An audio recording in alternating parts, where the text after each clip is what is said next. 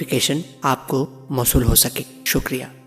جس طرح ڈھال آپ کر دیتے ہیں جنگ میں برستے ہوئے تیروں کے سامنے، تو وہ تیر ڈھال سے ٹکرا کے گر جاتے ہیں اور آپ کو نقصان نہیں پہنچتا، تو روزہ بھی آتش دوزخ سے ڈھال ہے، جہنم کی آگ سے بچانے والا ہے۔ روزے دار کو اللہ کی خاص رحمت نصیب ہوتی۔ ایک حدیث میں آتا ہے کہ روزے دار کو دو خوشیاں نصیب ہوتی ہیں۔ ایک خوشی اسے تب ملتی ہے جب وہ روزہ کھولتا ہے، جب سارے دن کی بھوک اور پیاس کاٹنے کے بعد شام کے لمحے ہوتے ہیں اور پھر روزہ منزل تک پہنچتا ہے، تو کس مسرت اور خوشی اور سرشاری کے عالم میں روزہ دار ہوتا ہے کہ شکر ہے کہ اتنی لمبی اور اتنی سخت گرمی کے ماحول کی شدت کے باوجود اللہ تعالیٰ نے مجھے روب منزل کیا۔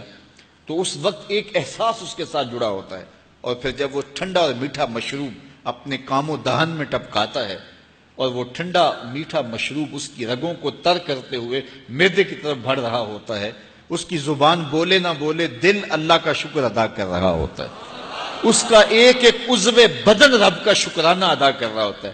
وہ ٹھنڈا اور میٹھا مشروب رگوں کو تر کرتا ہوا آگے بڑھتا چلا جاتا ہے، لیکن شکرانے کا وہ پیکر بن جاتا ہے۔ وہ ایک مسرت، ایک خوشی کا عالم ہوتا ہے کہ روزہ بھی نب گیا، سارے دن کی تکلیف بھی کٹ گئی، اور اللہ نے مجھے افطار کے لمحوں تک پہنچایا۔ فرمایا روزے دار کو ایک خوشی تب ملتی ہے جب وہ روزہ کھولتا ہے، وَفَرْحَةٌ عِنْدَ لِقَاءِ رَبِّهِ، اور دوسری خوشی روزہ دار کو تب ملے گی جب روزے کے صلے میں اللہ اپنا دیدار عطا فرمائے۔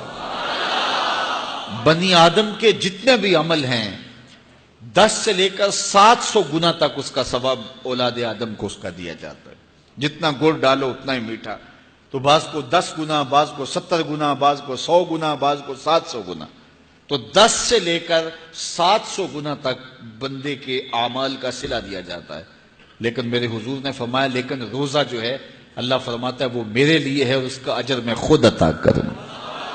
جب وہ خود عطا کرے گا تو کتنا عطا کرے گا؟ سخی اتنا بڑا ہو تو پھر کیا عطا کرے گا؟ بلکہ بعض نے اس کو عجزی بہی کی بجائے عجزہ پڑھا ہے بصیغہ مجہول، کہ روزہ میرے لیے ہے اور اس کی جزا میں خود ہوں۔ باقی اعمال کی جزا جنت ہے، جنت کی نعمتیں ہیں اور بہت کچھ ہے، لیکن روزے کی جزا میں خود ہوں۔ اور جس کو وہ خود مل گیا پھر جنت میں مل گئی، جنت والا جو مل گیا پھر جنت بھی مل گئی، جنت کی نعمتیں بھی مل گئیں۔ تو روزہ اللہ کی خوشنودی کا ذریعہ ہے، اس کی رضا کا ذریعہ ہے۔ تو خوش نصیب لوگ روزے کی برکتیں حاصل کرتے ہیں۔ اور ایک روایت میں آتا ہے جب رمضان المبارک کا آغاز ہوتا ہے اللہ اہل ایمان کو، اپنے بندوں کو محبت کی نظر سے دیکھتا ہے، اور اللہ جس کو محبت کی نظر سے دیکھ لے پھر اسے کبھی عذاب نہیں دے گا۔ اللہ اکبر۔ تو یہ روزہ دار کے لیے اللہ کی کرم نوازیاں ہیں، اللہ کی رحمتوں کے اجالے ہیں جو اس کے اوپر برستے ہیں۔ تو میں اور آپ اس ماہ انور کو، اس ماہ نور کو اس طرح سے گزاریں کہ ہمارے اندر کے پاپ دھل جائیں، ہماری غلاظتیں گناہوں کی مٹ جائیں، ہمارا سینہ صاف ہو جائے، ہم اہل ایمان کے لیے کشادہ دل ہو جائیں، ہمیں جو ہے وہ جھوٹ سے، تکبر سے، بخل سے، ریا سے اور دیگر امور بد سے اجتناب کرنے کی عادت پڑ جائے۔